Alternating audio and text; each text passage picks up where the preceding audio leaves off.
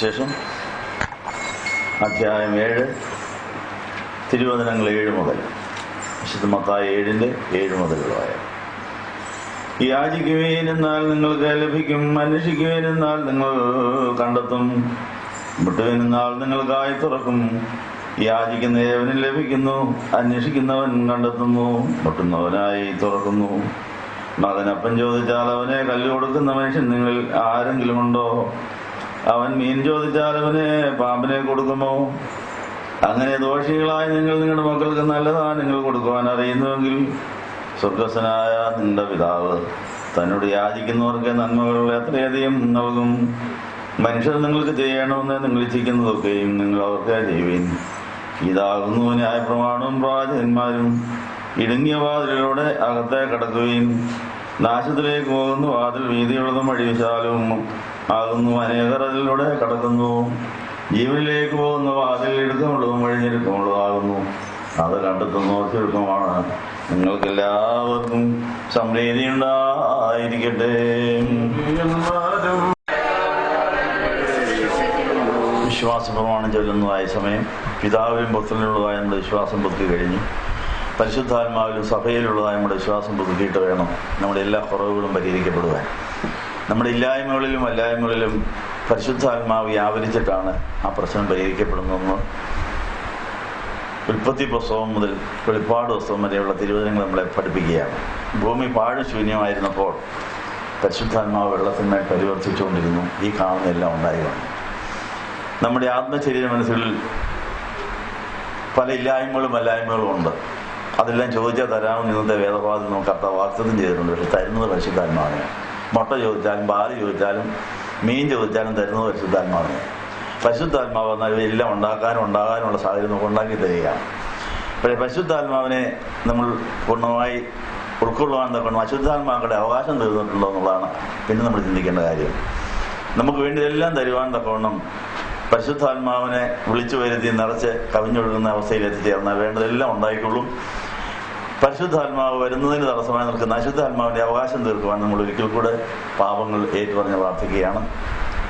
നമ്മുടെ ഇല്ലായ്മകളും വല്ലായ്മകളും പരിഹരിപ്പാൻ തക്കവണ്ണം പരിശുദ്ധാത്മാവ് നമ്മൾ വരുന്നതിന് മുമ്പ് പുത്രനെ നമ്മൾ പ്രാപിക്കണം. പിതാവ് നമുക്ക് ആദ്യം നിന്നത് പുത്രനെയാണ്. പുത്രൻ വന്ന് മരിച്ചുയർത്തെഴുന്നേറ്റ് സ്വർഗ്ഗാരോഹണം ചെയ്തതിനു ശേഷം ആ പരിശുദ്ധാത്മാവ് സഭയിൽ വന്നു പരസ്യമായി വ്യാപരിച്ചത്. അപ്പോൾ നമ്മുടെ എല്ലാവരുടെയും ജീവിതത്തിൽ നമ്മുടെ ഇല്ലായ്മകളും അല്ലായ്മകളും പരിഹരിക്കാൻ നമ്മുടെ ശൂന്യതകളിലേക്ക് പ്രവാചകന്മാരുടെ മോശയുടെയും പ്രവാചകന്മാരുടെയും വചനങ്ങൾ കടന്നു വന്ന് യേശുവിനെ ജനിക്കാനുള്ള ഇടം ശരിയാക്കണം. നമ്മുടെ എല്ലാവരുടെയും ഉള്ളതിൽ യേശു ജനിച്ചു വളരാൻ ആഗ്രഹിക്കുന്നു എന്നുള്ള കാര്യം അപ്പോസ്തലനായ പൗലോസ് ഗലാത്യർ 2:20 നമ്മൾ പറഞ്ഞു. പൗലോസ് പറഞ്ഞു, ഇനിയും ജീവിക്കുന്ന ഞാനല്ല, ക്രിസ്തു എന്നിൽ ജീവിക്കുന്നു. അപ്പോൾ ആത്മനിറവിന് മുമ്പേ ക്രിസ്തുവിന്റെ ഒരു ജീവിതം, ക്രിസ്തുവിന്റെ ജീവിതത്തിന് മുമ്പേ പ്രവാചകന്മാരുടെ വചനങ്ങളുടെ ശുദ്ധീകരണത്തിന്റെ ഒരു പ്രക്രിയ, ഇതെല്ലാം നടന്നെങ്കിലേ നമ്മൾ നല്ല ആഗ്രഹങ്ങൾ നന്മകളെല്ലാം നമുക്ക് കിട്ടുകയുള്ളൂ. നന്മകളെല്ലാം പരിശുദ്ധാത്മാവ് നമുക്ക് തരാൻ കരുതി വെച്ചിരിക്കുന്നു. പക്ഷെ നമുക്കുള്ള പ്രശ്നം മോശയുടെയും പ്രവാചകന്മാരുടെയും പണി ഇതുവരെയും പൂർത്തീകരിച്ചില്ലെങ്കിൽ യേശുവിന്റെ നമ്മളുള്ളതായ ജനനത്തിന് തടസ്സമായി നിൽക്കും. വെള്ളം കിട്ടുന്നിടത്ത് ചെല്ലണമെങ്കിൽ മോശയുടെയും പ്രവാചകന്മാരുടെയും വചനം അനുസരിക്കണമെന്ന് ധനവാന്റെയും ദാസന്റെ ഭൂമിയിൽ നമ്മൾ കേട്ടിട്ടുണ്ട്. അപ്പൊ ഇന്ന് വന്നിരിക്കുന്ന എല്ലാവർക്കും ഒത്തിരി ഇല്ലായ്മകളും അല്ലായ്മകളും പ്രശ്നങ്ങളും ഉണ്ട്. അത് പരിഹരിക്കാൻ കർത്താവിന് മനസ്സുണ്ട്. അത് പരിഹരിക്കാൻ പരിശുദ്ധാത്മാവ് തയ്യാറാണ്.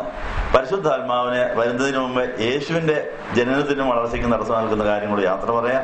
അതിനു മുമ്പ് മോശയുടെയും പ്രവാചകന്മാരുടെയും വചനം ശരിക്കും ധ്യാനിക്കാൻ ഇതിന്റെ ഗൗരവം നമുക്ക് ഏറ്റു പറയാം. അങ്ങനെ പിതൃപുത്ര പരിശുദ്ധാത്മാവായ ത്രിയേക ദൈവം നമ്മൾ വസിച്ചാൽ മതി. സൃഷ്ടിക്കുക, രക്ഷിക്കുക, പരിപാലിക്കുക എന്നുള്ള ദൈവം ചെയ്തോളും. പക്ഷെ അതിന്റെ തടസ്സങ്ങൾ മാറ്റുവാൻ ഞങ്ങൾ 3 പുരോഹിതന്മാർ ഒത്തൊരുമിച്ച് ഒരുമനപ്പെട്ട് ഇതാ നിങ്ങൾക്ക് വേണ്ടി ഒന്നുകൊണ്ട് പ്രാർത്ഥിക്കാൻ പോവുക. നമ്മളിലെ ശാപങ്ങൾ വന്ന വഴി അടയ്ക്കാൻ പോവുകയാണ്. നമുക്ക് ബന്ധനങ്ങളുണ്ടെങ്കിൽ അത് അഴിക്കാൻ പോവുകയാണ്. അങ്ങനെ വചനത്തിന് കയറി വരാൻ തടസ്സമായി നിൽക്കുന്ന എല്ലാ കാര്യങ്ങളെയും ഇറക്കി വിട്ടിട്ട് വചനം വന്ന് നമ്മൾ ജീവിച്ചിട്ട് പരിശുദ്ധാത്മാവിൽ നിറഞ്ഞ് പരിശുദ്ധാത്മാവ് വേണ്ടതെല്ലാം തരുവാൻ, മക്കളെ വേണ്ടിയവർക്ക് മക്കൾക്ക്, ധനം, മാനം, ജീവൻ, ജോലി, ഇതൊക്കെ വേണ്ടതെല്ലാം പരിശുദ്ധാത്മാവ് തരും. പക്ഷേ പരിശുദ്ധാത്മാവിന് നിറഞ്ഞു കവിയാനുള്ള അവസരം നമ്മൾ ഉണ്ടാക്കി കൊടുക്കണം. അളവില്ലാതെ തരാമെന്ന് പറയുന്ന പരിശുദ്ധാത്മാവിനെ പ്രാപിപ്പാൻ അളവില്ലാത്ത സ്ഥലം നമുക്കും ഉണ്ടാകും. പക്ഷെ നമ്മുടെ ഹൃദയം ഇടുങ്ങിയിരിക്കുന്നു. നമ്മുടെ ദേഹിയുടെ മണ്ഡലം അതിനെ കർത്താവിനെ സ്വീകരിപ്പാൻ പറ്റാത്ത തരത്തിൽ ഏതെങ്കിലും തരത്തിൽ ഇരിപ്പുണ്ടെങ്കിൽ അവിടെ എല്ലാം അതിനെ വിശാലമാക്കുവാൻ വചനങ്ങൾ ഇണചേർന്ന് നമ്മുടെ ഹൃദയം സമുദ്രം പോലെ വിശാലമാവുകയാണെങ്കിൽ നദി പോലെയുള്ള സമാധാനം പരിശുദ്ധാത്മാവ് തരും. ആ സമാധാനം നമുക്ക് ആത്മഫലമായി നമ്മുടെ എല്ലാ നന്മകളുമാക്കി മാറ്റാൻ സാധിക്കുന്നുള്ള ബോധ്യത്തോടുകൂടെ നമ്മളിപ്പോൾ യാചിക്കാൻ പോവുകയാണ്. എല്ലാവരും ഒത്തൊരുമിച്ച് യാചിക്കുന്നതിന് മുമ്പ് വിശ്വാസപ്രമാണം പുതുക്കി കർത്താവേ, സഭയിൽ ഞങ്ങൾക്ക് മാമോദീസായിലൂടെ ഞങ്ങൾക്ക് തന്നിരിക്കുന്ന പരിശുദ്ധാത്മാവിനെ അത് മുട്ടോളം, അരയോളം, കഴുത്തോളം തലയ്ക്ക് മീതെ ഉയർത്തുന്ന ജീവജലതയാക്കി മാറ്റാൻ ഞങ്ങളെ സഹായിക്കണം. അപ്പോൾ ഞങ്ങൾക്ക് വേണ്ട നന്മകളെല്ലാം ഞങ്ങളെ തേടി വരുമെന്നുള്ള ബോധ്യത്തോടുകൂടെ ഞങ്ങൾ 3 പുരോഹിതന്മാർ നിങ്ങളോട് ക്ഷമ ചോദിക്കുകയാണ്. പരിശുദ്ധ ബാവാതിരുമേനി തൊട്ടുള്ള പുരോഹിതരും ഈ ഇന്ത്യയിൽ തോമാശ്ലീഹ നമുക്ക് കൊണ്ടു തന്ന യേശുവിനെ പൂർണ്ണമായി വളർത്തുന്നതിനോ ആ യേശുവിനെ മറ്റുള്ളവർക്ക് കൊടുക്കുന്നതിലോ നമുക്ക് ഇതുവരെ സാധിച്ചിട്ടില്ല. കേസും വഴക്കുമായിട്ട് തൊഴുത്തി കുത്തുപാട് നമ്മൾ കിടക്കുക. നമ്മുടെ ഉള്ള യേശുവിനെ വളർത്താനോ യേശുവിനെ മറ്റുള്ളവർക്ക് കൊടുക്കാനോ കഴിയാതെ ഇന്ത്യയിലെ ക്രിസ്ത്യാനികൾ 2.5% അധപ്പതിച്ചു കിടക്കുന്നു. നമ്മളിൽ കൂടെ ഈ ഇന്ത്യക്കാർ മുഴുവൻ യേശുവിനെ അറിയണം. അതിന് തടസ്സമായി നിൽക്കുന്ന എല്ലാ തിന്മകളോടും അശുദ്ധികളോടും യാത്ര പറയാൻ ഞങ്ങളിതാ നിങ്ങളോട് ക്ഷമ ചോദിക്കുന്നു. നിങ്ങൾക്ക് ക്ഷമ ചോദിക്കാവോ? സഹോദരി സ്വരങ്ങളെ, മാതാക്കളെ, ഗുരുക്കന്മാരെ ഞങ്ങളോട് ക്ഷമിക്കണം. ഈ കുർബാന അംഗീകരിക്കപ്പെടുവാനുള്ളവർ ഞങ്ങൾക്ക് വേണ്ടിയും പ്രാർത്ഥിക്കണമേ.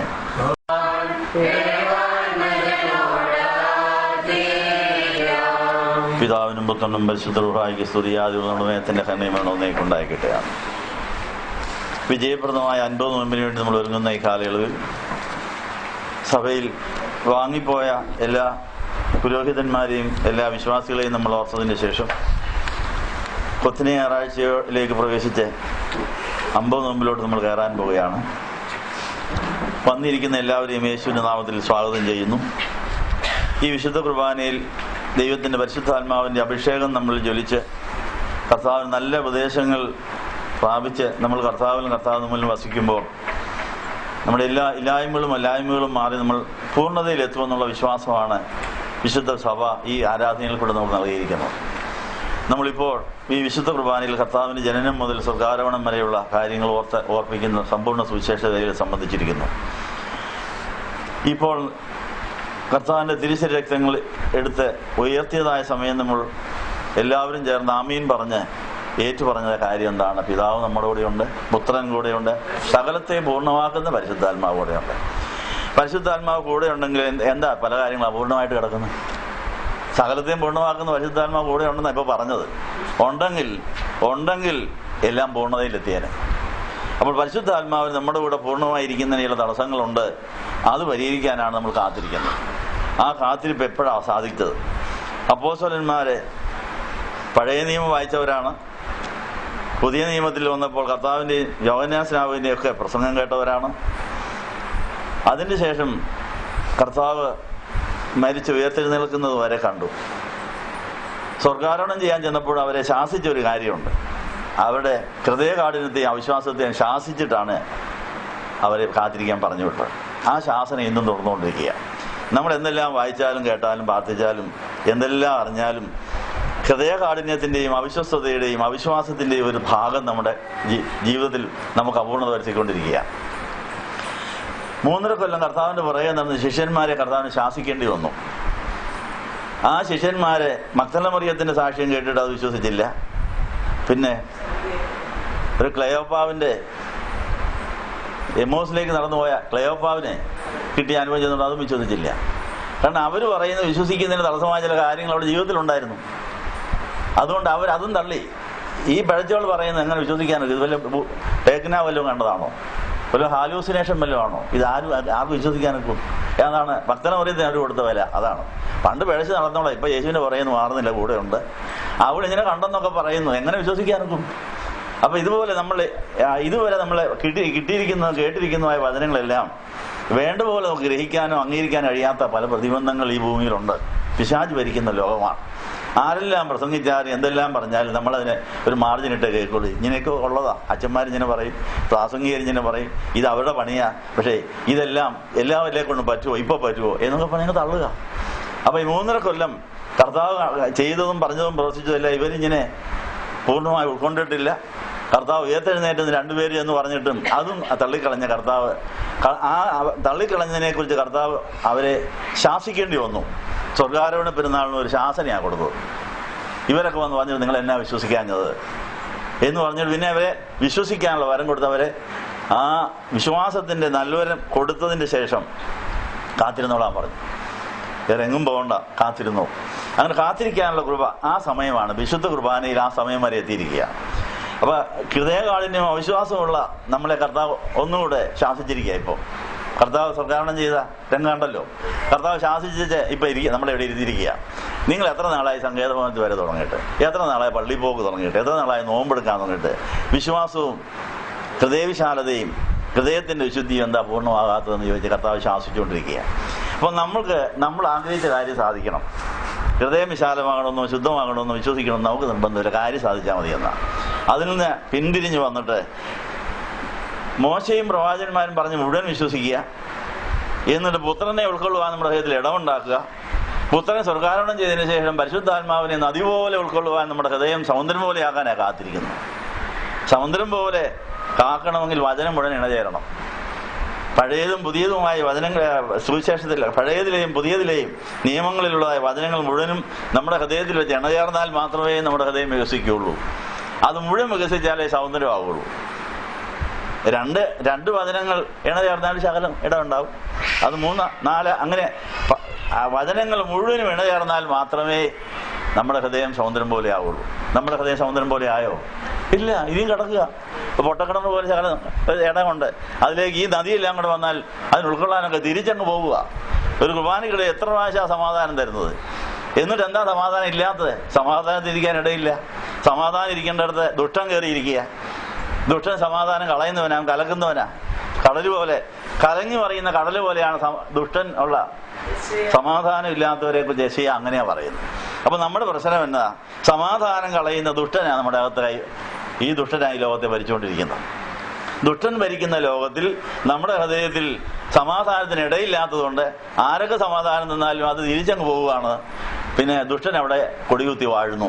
അവന്റെ അവകാശം തീരുവാൻ ഇനി അവൻ എന്തെല്ലാം കൊടുക്കണം, അവനോട് എന്തൊക്കെ ചെയ്യണമെന്നറിയാൻ കാത്തിരിക്കണമെന്നാണ് പറയുന്നത്.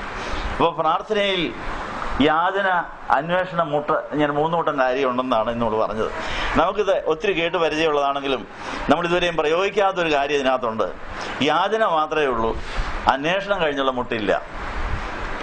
യാചന കഴിഞ്ഞ് വല്ലപ്പോഴൊക്കെ മുട്ടി നോക്കും, പക്ഷേ കാര്യങ്ങൾ സാധിക്കാറില്ല. കാര്യം എന്നാ? അന്വേഷണത്തിന് ഒത്തിരി സമയം.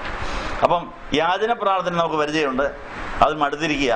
കാര്യം എന്നാ? എത്ര യാചിച്ചിട്ടും കാര്യമൊന്നും നടക്കുന്നില്ല. അത് കഴിഞ്ഞാൽ വല്ലപ്പോഴൊക്കെ ഒന്ന് മുട്ടി നോക്കും, മുട്ടിയാലും അനുഗ്രഹത്തിന്റെ വാതിൽ തുറക്കുന്നില്ല. പിന്നെ അതുകൊണ്ട് പ്രാർത്ഥന വല്ലതും നിർത്തി വെച്ചിരിക്കുക. പിന്നെ പുസ്തകത്തിലെ ചൊല്ലിക്കൂട്ടി അങ്ങ് നടക്കുക. എന്നാൽ ഏറ്റവും അധികം സമയവും ഏറ്റവും അധികം ചെലവുള്ള കാര്യങ്ങൾ അന്വേഷണ പ്രാർത്ഥനയാണ്. മനസ്സിലായോ? അന്വേഷണ പ്രാർത്ഥനയ്ക്ക് പരിശുദ്ധാത്മാവിന്റെ സഹായം, കൃപാവരങ്ങളൂടെ ഉണ്ടെങ്കിലേ അത് സാധിക്കുള്ളൂ. ഈ പരിശുദ്ധാത്മാവിന് നിറയുന്നതിന് എന്തൊക്കെയാണ് തടസ്സങ്ങളെന്ന് അന്വേഷിച്ച് അതിന് പരിഹാരം വരുത്തിയിട്ട് ഒന്ന് തൊട്ടാൽ മതി, ഒന്ന് മുട്ടിയാൽ മതി, കാര്യം നടക്കും. പക്ഷെ മുട്ടുന്നതിന് മുമ്പേ യാചന കഴിഞ്ഞിട്ട് പിന്നെ കർത്താവേ, ഞാൻ യാചിച്ച കാര്യം കിട്ടുന്നതിന് എന്തെല്ലാം തടസ്സങ്ങളുണ്ട്, ശത്രുവിന് എന്തെല്ലാം അവകാശങ്ങൾ ഇതിനെതിരായി കിടക്കുന്നു, എന്റെ ഹൃദയത്തിൽ അവൻ കൊടികുത്തി വാഴാൻ എത്ര കൊടിയുണ്ട്, പിശാച് എന്നെ അവകാശമുള്ളത് കൊടി നാട്ടുമെന്ന് എവിടെ എഴുതിയിരിക്കുന്നത്? സങ്കീർത്തനം 74 നമ്മുടെ ഹൃദയത്തിൽ ദൈവരാജ്യം കയറി വരേണ്ട സ്ഥലത്ത് പിശാചിന്റെ രാജ്യമുണ്ട്. പിശാചിന്റെ രാജ്യത്തിന്റെ അതിരുകളിലെല്ലാം അവന്റെ കൊടി നാട്ടിയിട്ടുണ്ട്. നമ്മുടെ വാക്ക്, പ്രവൃത്തി ചിന്ത മുതലായവയിൽ പിശാചിന് അവകാശം ഉണ്ടെങ്കിൽ അവൻ അന്നേരം ഒരു കൊടി നാട്ടിയിട്ട് പോകും. കൊടി നാട്ടിയിടമെല്ലാം ചേർത്ത് ഭരിക്കാൻ വേറൊരുത്തം വരും. അത് കഴിഞ്ഞാൽ നമുക്ക് വരുന്ന അനുഗ്രഹം മുഴുവൻ തടഞ്ഞു വെച്ച് അപഹരിച്ചുകൊണ്ട് പോകാൻ വേറൊരു കൂട്ടർ സ്വർഗം വരെ കയറി ചെല്ലും. സ്വർലോകങ്ങളിലെ ദുഷ്ടാത്മ സേന. ഇങ്ങനെ പലതരം പിശാചുക്കളുണ്ടെന്ന് എഫേസ്യർ 6:10 നമ്മൾ വായിക്കുന്നു. ഈ പിശാചുക്കളോട് പോരാടാൻ നമ്മൾ പഠിച്ചിട്ടുണ്ടോ? അപ്പോൾ ഏതെങ്കിലും കാര്യം യാചിച്ചതിന് ശേഷം കിട്ടിയില്ലെങ്കിൽ ഉടനെ പ്രാർത്ഥന നിർത്തുകയല്ല വേണ്ടത്. ഉടനെ അന്വേഷണ പ്രാർത്ഥന ആരംഭിക്കുക.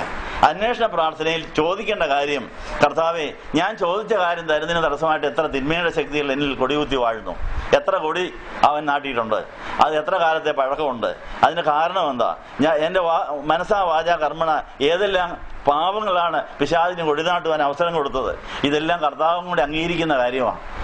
അങ്ങനെ എത്ര കൊടിയുണ്ട്, ആ കൊടിയെല്ലാം കൂടെ ചേർത്ത്, ആ കൊടികളുള്ള എല്ലാ സ്ഥലവും കൂടെ ചേർത്ത് ഒരു പിശാചിന്റെ രാജ്യം നമ്മുടെ അകത്തുള്ളതുകൊണ്ടാണ് നിന്റെ രാജ്യം വരണമേ എന്ന് വീണ്ടും നമ്മൾ പ്രാർത്ഥിക്കാൻ നിർബന്ധിതരായി. നിന്റെ രാജ്യം വരണമേ എന്ന് സ്വർഗ്ഗസ്ഥനായ പിതാവേ എന്നുള്ള പ്രാർത്ഥനയിൽ ആവർത്തിച്ച് ചൊല്ലേണ്ടി വരുന്നതിന്റെ കാര്യം, പിശാചിന്റെ രാജ്യം തീർന്നിട്ടില്ല. പിശാചിന്റെ രാജ്യം തീർന്നാലല്ലേ ദൈവത്തിന്റെ രാജ്യം തുടങ്ങാനൊക്കെ ഉള്ളൂ. ദൈവരാജ്യത്തിന് നീതി, സമാധാനം, പരിശുദ്ധാത്മാവിലുള്ള സന്തോഷം ഇവയെ ആസ്വദിക്കണമെങ്കിൽ പിശാചിന്റെ രാജ്യം തീരണം. പിശാചിന്റെ രാജ്യം ഇഞ്ചിഞ്ചായി അവന്റെ അവകാശങ്ങളും തള്ളി മാറ്റി അവന്റെ ഓരോ കൊടി പറിച്ചു മാറ്റി എറിഞ്ഞിട്ട് കർത്താവിന്റെ വിജയത്തിന്റെ കൊടി അവിടെ നാട്ടണം. ഇതിന് ഒത്തിരി നാൾ വേണ്ടി വരും. അതുകൊണ്ടാണ് കർത്താവ് വന്നിട്ടും രണ്ടാമത് വരാതെ, കർത്താവ് സ്വർഗ്ഗാരോഹണം ചെയ്തിട്ട് ഇതാ വരുന്നെന്ന് പറഞ്ഞു പോയിട്ട് ഇതുവരെയും വരാത്തതിന്റെ കാര്യം, നമ്മുടെ എല്ലാവരുടെയും മാമോദീസായിൽ ദൈവത്തിന്റെ ഭവനം പണിയുടെ ഒരു കല്ലിട്ട് വെച്ചിട്ടുണ്ട്. പക്ഷെ ആ ഭവനം പണി പൂർത്തീകരിച്ചിട്ടുണ്ടോ? ആ ഭവനം പരിശുദ്ധാത്മാവിന്റെ കുടിയിരിപ്പിന്റെ ഭവനമായോ? ആ പള്ളി പണിയേണ്ട സ്ഥലത്ത്, ആ വീട് പണിയേണ്ട സ്ഥലത്ത് പിശാചിന് അവകാശമുള്ള ഏതെങ്കിലും സാധനം ഉണ്ടെങ്കിൽ അവൻ അവിടെ കയറിയിരിക്കും. അവന്റെ കൊടി അവിടുന്ന് പറിപ്പിച്ച് അവനെ അവിടുന്ന് മാറ്റിയതിന് ശേഷം ദൈവത്തിന്റെ ഭവനം പണിയേണ്ട സ്ഥലത്ത്, ദൈവത്തിന് അവകാശമുള്ള സ്ഥലമായതിനെ വില കൊടുത്ത് വാങ്ങിച്ച് മാത്രമേ നമുക്ക് പണി പൂർത്തിയാക്കാനൊക്കെ ഉള്ളൂ. നമ്മൾ ദൈവത്തിന്റെ ഭവനം പണിയാൻ ആഗ്രഹിക്കുന്നിടത്തിൽ പിശാച് കൊടിനാട്ടിക്കൊണ്ട് അവൻ അവകാശമുണ്ടെന്ന് പറഞ്ഞ് അവനോട് സത്യാഗ്രഹം ഇരിക്കുക. ഞാനിവിടുന്ന് പോവുകയില്ല, എനിക്ക് ഇന്ന അവകാശങ്ങളുണ്ടെന്ന് പറഞ്ഞ് അവൻ അങ്ങനെ വാശി പിടിച്ച് നിൽക്കുക. അവൻ ചോദിക്കുന്ന മറുപടി അതിന് പരിഹാരം വരുത്താനായിട്ട് നമ്മുടെ ഉപവാസവും പ്രാർത്ഥനയും അത് ഉപകരിക്കണമെന്നാണ് പറഞ്ഞത്. ഉപവാസത്താലും പ്രാർത്ഥന അല്ലാതെ ജാതി അതിനെ വരാൻ പോകുന്ന 50 നോയമ്പ് അതിനായിക്കോട്ടെ. 50 നോയമ്പിന് മുമ്പായിട്ട് നമ്മുടെ 40 കുമ്പിടിയിലെ യാമപ്രാർത്ഥനകൾ, നമ്മുടെ ഞായറാഴ്ചയും ശനിയാഴ്ചയുള്ള കുർബാനകൾ, ഇവയെല്ലാം പിശാചിന്റെ അവകാശം തീർക്കാനുള്ള യുദ്ധത്തിന്റെ ഒരു ഭാഗമായി തീരട്ടെ എന്ന് ആശംസിക്കുകയാണ്. അന്വേഷണ പ്രാർത്ഥനയ്ക്ക് ഒത്തിരി ചെലവുണ്ട്.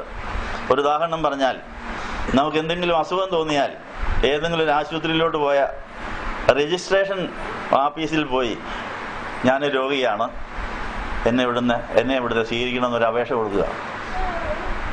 ആശുപത്രിയിലേ ഞാൻ രോഗിയാണ്, ഞാനിവിടെ വന്നിരിക്കുന്നു, എന്നെ ചികിത്സിക്കണമെന്ന് പറഞ്ഞ അപേക്ഷ കൊടുത്ത ചികിത്സ തുടങ്ങും. ചെക്കപ്പ്, എന്തെല്ലാം ചെക്കപ്പുകൾ ആ ആശുപത്രിയിലുള്ള എല്ലാ ഇൻസ്ട്രുമെന്റും ഉപയോഗിക്കേണ്ടി വരും.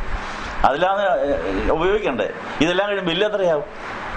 സ്കാനിങ്ങും എക്സ്റേയും ഇതും എല്ലാം കഴിഞ്ഞ് വരുമ്പോൾ അതിന്റെ റിസൾട്ട് ഇട്ട് കഴിഞ്ഞാൽ ചികിത്സ ചെയ്ത് തുടങ്ങാനൊക്കെ ഉള്ളൂ.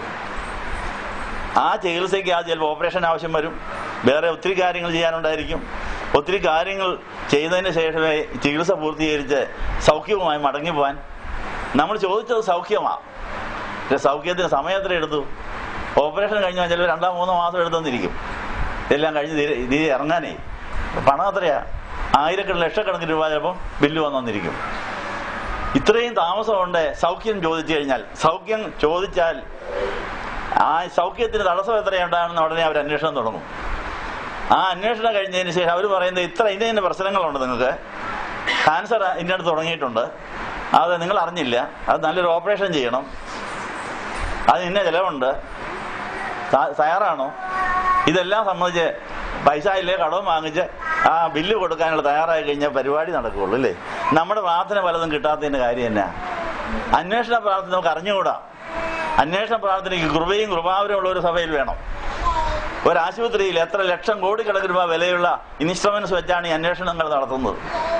അതിന്റെ എല്ലാ റിസൾട്ട് പ്രാപിച്ചിട്ടാണ് ചികിത്സ തുടങ്ങുന്നത്. ഇതുപോലെ സഭ ഒരു ആശുപത്രിയാണ്, ദൈവരാജ്യത്തിന്റെ കോളേജുമാണ്. അപ്പൊ ഈ സഭയാകുന്ന ആശുപത്രിയിൽ എല്ലാ ആരാധനയിലും രോഗശാന്തി ശുശ്രൂഷയുണ്ട്, പ്രാർത്ഥനയ്ക്ക് മറുപടി വാങ്ങിച്ചു കൊടുക്കുന്ന ശുശ്രൂഷയുണ്ട്. പക്ഷെ അന്വേഷണ പ്രാർത്ഥനയിൽ നമ്മൾ പരാജയപ്പെടുന്നതുകൊണ്ട് ചോദിച്ചിട്ട് മുട്ടിയിട്ട് ഒരു കാര്യവും നടക്കുന്നില്ല. അവിടെയാണ് നമ്മൾ. അതുകൊണ്ട് ആത്മാവിൽ നിറഞ്ഞ് പരിശുദ്ധാത്മാവിന്റെ കൃപകളും കൃപാവരങ്ങളും ജ്വലിപ്പിച്ചാൽ മാത്രമേ നമുക്ക് ഈ കാര്യത്തിൽ വിജയിക്കാനൊക്കെ ഉള്ളൂ. വിശ്വാസവും പ്രത്യാശയും ദൈവസ്നേഹവും വർദ്ധിക്കുന്നുള്ള കാര്യം ഓർപ്പിക്കുന്നു. ഇന്നിവിടെ ഈ കുർബാനയ്ക്ക് കഴിഞ്ഞ രാത്രി 1 മണിക്ക് എഴുന്നേറ്റതാണ്. 1:30 ആയപ്പോൾ എഴുന്നേറ്റ് പരിപാടി തുടങ്ങിയതാണ്. കർത്താവെ, ഇങ്ങനെ സങ്കേതമഠത്തിൽ നിന്ന് പലരും വരുന്നുണ്ട്. ഒരു അച്ഛൻ്റെ കൂടെ 5 പേര് വരുന്നുണ്ട്. അച്ഛൻ 5 പേരോടൊപ്പം ഇവിടെ കടന്നു വരുന്നുണ്ട്. ഒരു ജോസഫച്ചൻ വരുന്നുണ്ട്. പല സഹോദരന്മാർ വരുന്നുണ്ട്. ഇവരെ നീ ഇവിടേക്ക് ആകർഷിച്ചു കൊണ്ടുവരികയാണ്. അവരുടെ ആത്മശരീര മനസ്സുകളുടെ അവസ്ഥ എന്താണ്? അവർക്ക് എന്താ ഇന്ന് കൊടുക്കേണ്ടത്? അവർക്ക് കൊടുക്കേണ്ട അനുഗ്രഹം എന്താണ്? അതിനെങ്ങനെയാണ് തയ്യാറാകേണ്ടത്? ഇതെല്ലാം ചോദിച്ച് നേരം വിളക്കുന്നവരെ പ്രാർത്ഥിച്ചതിന് ശേഷം ഈ കുരിശിൽ മലയെല്ലാം കയറിയിട്ട് വന്നു. ഈ കുരിശിന്റെ ചോട്ടിൽ കൂടി എല്ലാം പോയി നിങ്ങളുടെ കാര്യം പറഞ്ഞു. എന്താ അന്നത്തെ പരിപാടി? അന്വേഷണ പ്രാർത്ഥന ചെലവായി പറഞ്ഞതിന്റെ അർത്ഥം. അന്വേഷണ പ്രാർത്ഥനയ്ക്ക് ചെലവുണ്ട്, സമയം ചെലവുണ്ട്, നമ്മുടെ ജീവന്റെ ശക്തിയുടെയും ചെലവുണ്ട്. അത് കഴിയുമ്പോൾ ദൈവാത്മാവ് പറയുന്നത് ഇന്നവർക്ക് വയറ്റുവേദനയായിട്ട് ഇന്നവർ വന്നിട്ടുണ്ട്, ഇന്നവർക്ക് ഇന്ന വേദനയുണ്ട്, അവർക്ക് ആ പ്രശ്നമുണ്ട്, ഈ പ്രശ്നമുണ്ട്, അതിന് പുറകെ ഇന്ന തിന്മയുടെ അവകാശമുണ്ട്, അത് അവർ പകരം എന്നത് ചോദിക്കുന്നു.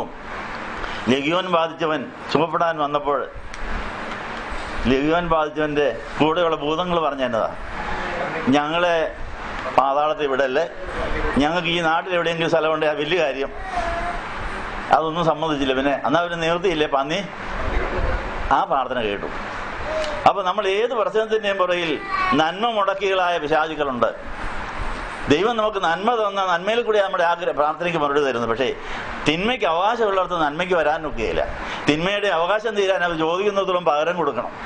അപ്പൊ ഇന്ന് വന്നിരിക്കുന്നവരുടെ എല്ലാ ആവശ്യങ്ങളുടെയും പുറകിൽ ആ തിന്മ മുടക്കികളായ ചില ശത്രുവിന്റെ ശക്തികളുണ്ടെങ്കിൽ അവർ ചോദിക്കുന്നതിന്റെ പകരം കൂടെ അനുവദിച്ച് അവരെ അങ്ങോട്ട് പറഞ്ഞു വിട്ടെങ്കിൽ മാത്രമേ നമുക്ക് മുട്ടിയാൽ ഉടനെ തുറക്കാൻ സാധിക്കുകയുള്ളൂ.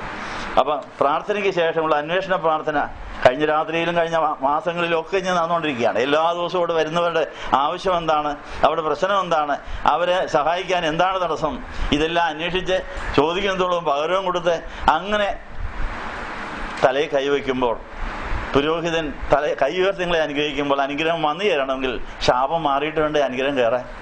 അപ്പൊ ശാപം മാറ്റിയിട്ട് വേണം. അതിനാണ് തലയെ കൈവച്ച് പ്രാർത്ഥിച്ച് നിങ്ങളെ ഒരുക്കിയതിന് ശേഷം വിശുദ്ധ കുർബാന തരുന്നത്. കുർബാനയ്ക്ക് മുമ്പേ പാപമോചന പ്രാർത്ഥന നടത്തി ശുദ്ധീകരിച്ച് ശക്തീകരിച്ച് ഇടമുണ്ടാക്കിയതിന് ശേഷം അനുഗ്രഹം തരുന്നതിന്റെ കാര്യം അതാണ്. ഈ കാര്യങ്ങൾ നമ്മൾ ആത്മാർത്ഥമായി സഹകരിച്ച് പ്രവർത്തിക്കാമെങ്കിൽ ദൈവം ഇന്ന് വന്നിരിക്കുന്നവരുടെ ആവശ്യങ്ങൾ സാധിക്കാമെന്ന് പറഞ്ഞിട്ടുണ്ട്. മക്കളില്ലാത്തവർ മക്കള്, ജോലിയില്ലാത്തവർക്ക് ജോലി, ആരോഗ്യമില്ലാത്തവർക്ക് ആരോഗ്യം, സമാധാനം ഇല്ലാത്തവർക്ക് സമാധാനം, ഇതെല്ലാം കർത്താവ് റെഡിയാക്കി വെച്ചിരിക്കുകയാണ്. പക്ഷേ അതിന് തടസ്സമായി നിൽക്കുന്ന തിന്മയുടെ ശക്തികൾക്ക് പകരം കൊടുക്കാനുമുള്ള ഏർപ്പാടും സ്വർഗ്ഗകോടതി അനുവദിച്ചിട്ടിരിക്കുക. ഇനി നടപ്പിലാക്കിയെടുത്താൽ മതി. അതിന് സമയമായിരിക്കുന്നു. അപ്പൊ അന്ന് 120 പേര് കാത്തിരുന്നപ്പോൾ അവർ കാത്തിരുന്നത് അവരുടെ മേലുള്ള തിന്മയുടെ അവകാശം തീർക്കാനാണ്. ജീവജല നദി ഉയർന്ന് പൊങ്ങി തലയുടെ മുകളിലെത്തുന്നതിന് തടസ്സമായി നിൽക്കുന്ന തിന്മയുടെ അവകാശങ്ങൾ 1000 മുഴം അളന്ന് അവർ കൊടുക്കാൻ 10 ദിവസം വേണമായിരുന്നു. 10ാമത്തെ ദിവസത്തിൽ തിന്മയുടെ അവകാശം തീർന്നപ്പോൾ അവർ പരിശുദ്ധാത്മാവിന്റെ കുടിയിരിപ്പിന്റെ ഭവനമായി ജീവജല നദി നിറഞ്ഞ് കവിഞ്ഞൊഴുകി. പത്രോസ് എഴുന്നേറ്റ് പ്രാർത്ഥിച്ചപ്പോൾ 3000 പേര് രക്ഷപ്പെട്ടു. അവർ സ്നാനം കേൾക്കുകയും ചെയ്തു. ഇതുപോലെ ഞങ്ങൾ 3 പുരോഹിതർ നിങ്ങൾക്ക് വേണ്ടി ഒരിക്കൽ കൂടെ പ്രാർത്ഥിക്കാൻ പോവുക. ഇപ്പോൾ ധൂപം വെച്ച് നിങ്ങളുടെ അടുത്തോടെ വരാൻ പോവുക. ഞങ്ങളുടെ മേലുള്ള തിന്മയുടെ അവകാശം മുഴുവൻ തീർക്കണം. യേശുവിന്റെ രക്തം, യേശുവിന്റെ നാമം, യേശുവിന്റെ വചനം, ആത്മാവ്, ഇതെല്ലാം ഞങ്ങളെ ശുദ്ധീകരിക്കാൻ പര്യാപ്തമാണ്. എല്ലാ പൂർവ്വശാപത്തിൽ നിന്നും എല്ലാ ബന്ധനങ്ങളിൽ നിന്നും എല്ലാ അശുദ്ധിയിൽ ഞങ്ങളെ വിടുവിച്ച് ഞങ്ങളെ പരിശുദ്ധാത്മാവിന്റെ കുടിയിരിപ്പിന്റെ ഭവനമാക്കണം. ദൈവം തരാൻ വെച്ചിരിക്കുന്ന ദാനങ്ങൾക്ക് വരിക്കാൻ ഇടം വേണം എന്ന് പറഞ്ഞ് അന്ന് പെന്തിക്കോസ്തിയിൽ കാത്തിരുന്ന 120 പേരെ ഇപ്പൊ വിളിച്ചു വരുത്തി അവരോടൊപ്പം നിങ്ങളുടെ അടുത്തോടെ ഞങ്ങൾ കടന്നു പോകാൻ പോവുകയാണ്. അപ്പോൾ ധൂപം വീശിക്കൊണ്ട് വരുമ്പോൾ നിങ്ങൾ കുരിശ് വരച്ച് ആ 120 പേരെ ആത്മ നിറവുള്ള സ്ഥലമാക്കിയതുപോലെ ഞങ്ങൾക്കും കർത്താവിനെ ഇരിക്കുവാനുള്ള ഇടമുണ്ടാക്കി തരണം. പരിശുദ്ധാത്മാവ് നിറഞ്ഞ് കവിഞ്ഞൊഴുകണം. അത് 1000 തലമുറയ്ക്ക് വരെ മുമ്പോട്ട് പോകണം. കഴിഞ്ഞ തലമുറയുടെ ശാപം തീരുകയും വേണമെന്ന് പറഞ്ഞുകൊണ്ട് ആ ശാപമോക്ഷ പ്രാർത്ഥനയ്ക്ക് വേണ്ടി 120 പേരെ വിളിച്ചു വരുത്തിക്കൊണ്ട് പ്രാർത്ഥന തുടരുകയാണ്.